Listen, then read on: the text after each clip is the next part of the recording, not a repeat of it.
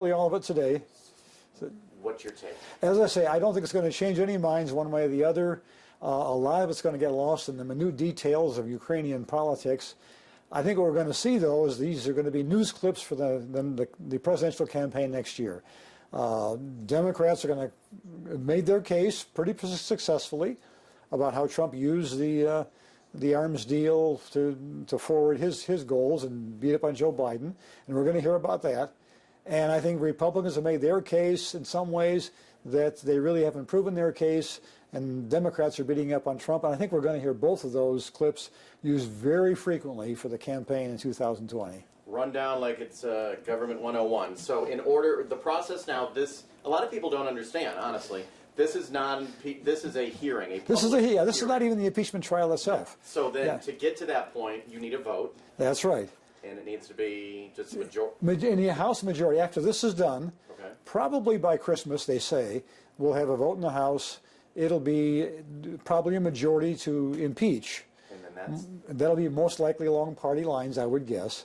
And then if they impeach, then it goes to the Senate, probably in January, although we'll see how long that takes, for a trial. And to convict him and remove the president, you got to have a 2/3 majority. And the chances of that currently with the makeup of the Senate are extremely low. Again, the bottom line is you would need 20 Republicans to vote in favor of conviction. And right now there might be 1 or 2 who are thinking about it, but nowhere near 20. So the average person would say, then why waste our time? Good question. The person outside of the Beltway. Exactly, yeah. I mean, and I think that's a good question, because outside the Beltway, for all the attention we political junkies pay to this, the average guy who's working a job or working the farm fields is not paying that much attention. And you ask people like that, what are your main issues?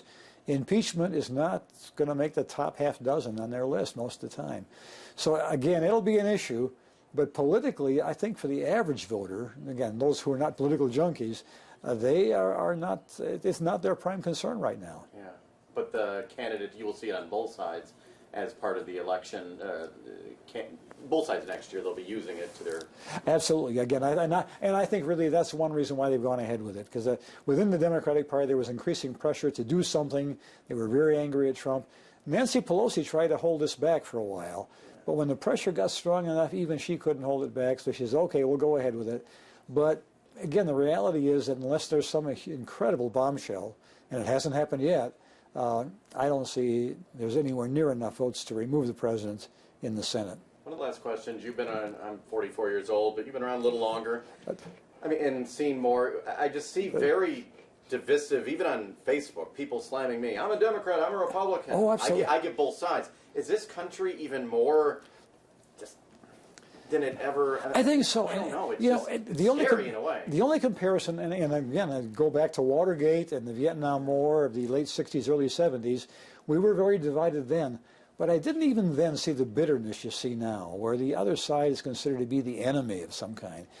Even when, like I say, even when we were going through the removal of Nixon, it wasn't quite such a bitter kind of thing, because both parties kind of came together in favor of removing Nixon at the end, but it wasn't the partisan divide. So, no, I think on a partisan line, this is much more divisive than we've seen for a very long time, maybe for a century or more. So it's not wrong when experts call this a political show.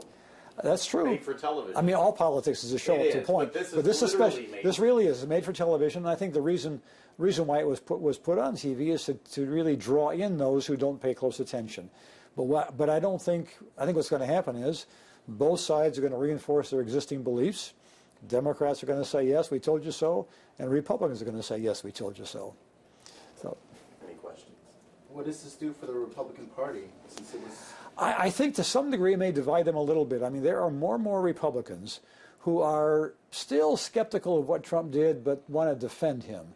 But they're moderating their support, saying, well, the procedure's wrong, they're not, he did some good things for the Ukraine, but they're really not rallying around him in the way Trump would like. So there are some Republicans pulling back a little bit, but I don't think it's going to change their votes. Not enough to jump off completely. Yeah, I don't think so. Because they have to realize